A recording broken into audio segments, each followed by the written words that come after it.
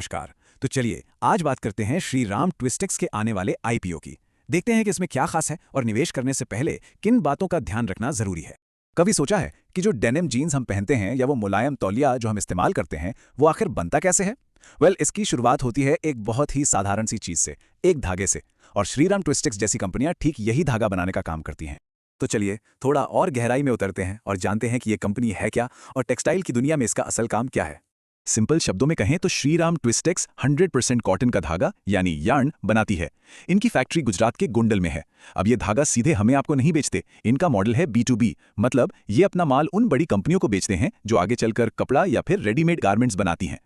चलिए अब आते हैं उस हिस्से पर जिसका हम सबको इंतजार रहता है, नंबर्स। देखते हैं कि इस आईपीओ के आंकड़े क्या कहते हैं। तो देखिए, इसका जो प्राइस बैंड रखा गया है वो है 95 से 104 रुपए प्रति शेयर के बीच। एक लॉट में 144 शेयर्स हैं। इसका मतलब ये हुआ कि अगर कम से कम निवेश करना हो तो लोअर प्राइस बैंड पर यह करीब 13,680 रुपए का बैठेगा। अब देखिए, हर निवेश की कहानी के दो पहलू होते हैं, है ना? तो चलिए पहले इसकी अच्छी बातों से यानी इसके पॉजिटिव से शुरू करते हैं। देखते हैं कि क्या चीज श्रीराम ट्विस्टेक्स को एक अच्छा मौका बना सकती है। यहाँ जो सबसे पहली और जरूरी चीज नजर आती है वो है कंपनी का लगातार बढ़ता रेवेन्यू। देखिए, पिछले 3 फिस्कल ईयर्स में इनकी कमाई साल दर साल बढ़ी है और ये जाहिर है हमेशा एक बहुत अच्छा साइन माना जाता है। और बात सिर्फ रेवेन्यू की नहीं है, कंपनी के पास कुछ और भी मजबूत पॉइंट्स हैं। जैसे इनकी मैन्युफैक्चरिंग फैसिलिटी पूरी तरह से इंटीग्रेटेड है, जिससे प्रोडक्शन काफी एफिशिएंट हो जाता है। फिर वेल्सपन लिविंग जैसे बड़े क्लाइंट्स के साथ इनके पुराने रिश्ते हैं जो एक तरह की स्टेबिलिटी देते हैं। और तो और भविष्य में एक्सपेंशन के लिए इनके पास जमीन भी है, मतलब ग्रोथ की गुंजाइश पूरी है।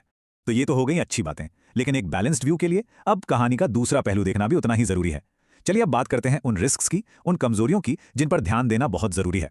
ये जो चार्ट है ना, ये एक बहुत बड़े रिस्क को साफ साफ दिखा रहा है। इसे कहते हैं कस्टमर कॉन्सेंट्रेशन। सोचिए, फिस्कल ईयर 25 में कंपनी का करीब करीब 33% रेवेन्यू सिर्फ एक सिंगल कस्टमर से आया है।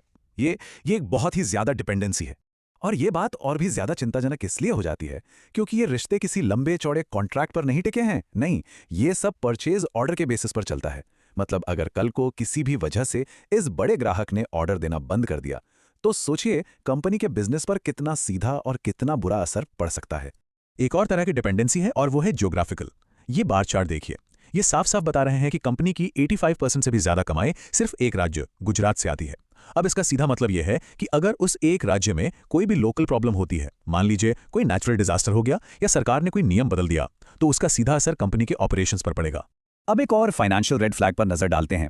फिस्कल ईयर 2024 में कंपनी का ऑपरेटिंग कैश फ्लो नेगेटिव था, -4.91 करोड़ रुपए। अब आसान भाषा में इसका मतलब यह है कि कंपनी अपने मेन बिजनेस से पैसा कमा नहीं रही थी बल्कि गंवा रही थी। तो सवाल उठता है कि ऐसा हुआ क्यों? हुआ ये कि ग्राहकों से पैसा आने में देरी हो गई। जब पैसा टाइम पर नहीं आता तो कंपनी की वर्किंग कैपिटल की जरूरतें बढ़ जाती हैं, और अगर ये चीज दोबारा होती है तो उन्हें अपने रोजमर्रा के खर्च चलाने के लिए भी बाहर से पैसा उठाना पड़ सकता है। और कहानी यहीं खत्म नहीं होती, कुछ और भी रिस्क हैं जिन पर गौर करना जरूरी है। जैसे ये सिर्फ एक टॉप सप्लायर पर बहुत ज्यादा निर्भर है, अपने आधे से ज्यादा रेवेन्यू के लिए सिर्फ एक ही तरह के धागे यानी कार्डेड यार्न पर डिपेंडेंट है। और हाँ, कच्चे कपास की कीमतों में जो उतार चढ़ाव होता है उसका सीधा असर इनके प्रॉफिट पर पड़ता है।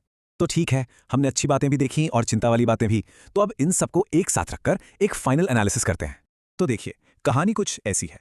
एक तरफ है इसके मजबूत पक्ष, लगातार बढ़ता हुआ रेवेन्यू, एक बढ़िया इंटीग्रेटेड मैन्युफैक्चरिंग यूनिट और जमे जमाए क्लाइंट्स। लेकिन सिक्के की दूसरी तरफ है बड़े जोखिम, एक ही ग्राहक और एक ही राज्य पर बहुत ज्यादा निर्भरता, नेगेटिव कैश फ्लो की हिस्ट्री और कोई लॉन्ग टर्म कॉन्ट्रैक्ट्स का ना होना। तो आखिर में सवाल बस यही आकर रुकता है कि श्रीराम ट्विस्टेक्स आखिर क्या बुन रही है? विकास का एक सुनहरा अवसर या फिर जोखिमों का एक उलझा हुआ ताना बाना? फैसला लेने से पहले इस पर सोचना बहुत जरूरी है।